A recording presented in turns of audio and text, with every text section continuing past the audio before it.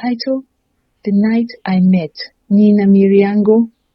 You know that feeling when the air goes too quiet, like the world is holding its breath? That's what I felt the night I saw her. Amooti, a young mother, barefoot and bleeding, carrying her 2 children through the dark forest. And it wasn't just the blood, it was her eyes. They looked like she'd seen something no person should ever see. Let me tell you what happened. It was last year, around August during the harvest season. I had gone to my grandmother's village in Western Uganda. It's a peaceful place, full of hills, big trees, and rivers that shine like glass at night. But the elders always warned us, never stay too long in the forest after dark. They said strange things lived in those woods, not city ghosts. No, these were old things, spirits of angry ancestors, creatures born of broken promises. I never believed any of that until that night. I was walking home from the trading center.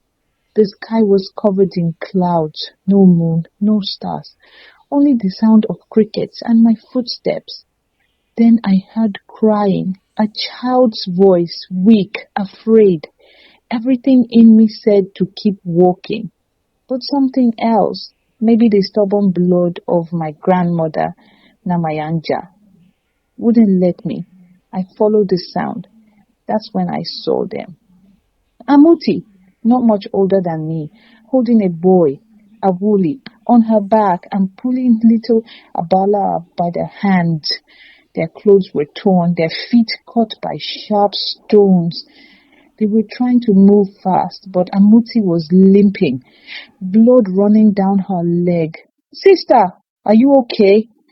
She didn't answer, just looked at me, wide-eyed, full of pain, and something else.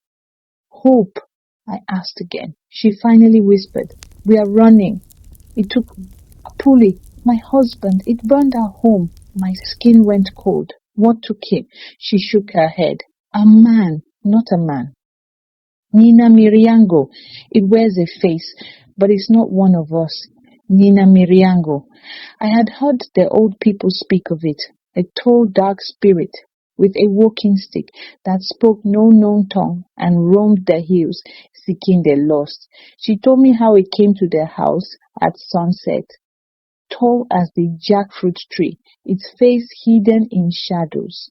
It spoke a language they didn't know. Before they could react, it struck her husband down. She grabbed her children and ran. It followed them to the edge of the forest, but couldn't cross the old footpath separating the land of the living from the burial grounds of our ancestors. I looked around. The forest was silent, but then, I swear, I saw a tall shape beyond the path, taller than any man I'd ever seen. It didn't come closer, just watched. I grabbed Amooti's arm. We have to go. I helped carry little Abuli, and we hurried to the village. When we reached my grandmother, Namayanja's home, she was already waiting. She said our bloodline always felt the grief of restless spirits, and that night she dreamt of death walking the hills. She gave Amooti clean water, herbs for her wounds, and a safe place to sleep. In the morning, the elders gathered, Mobe Mzikato, Mama Birungi, and others. They entered the forest with spears, charms, and ancestor names on their tongues. At dawn, they returned, their spears darkened with something foul. No one spoke of what they faced. That evening, a new boundary was built around the village. A line of ash twigs and charms. No one crossed it after sunset. Amooti stayed for a season. Her wounds healed. The children began to laugh again. When she left, no one asked where. She only said, there's still a fight in me. And where there's fight, there's a way. Even now, when life feels dark, I remember her. How barefoot and bleeding, she carried her babies through the night because giving up wasn't an option. Some nights I still hear something moving by the old path, but I'm not afraid, not like before, because even in the darkest places, there's always someone brave enough to keep walking. And one day, that might be you.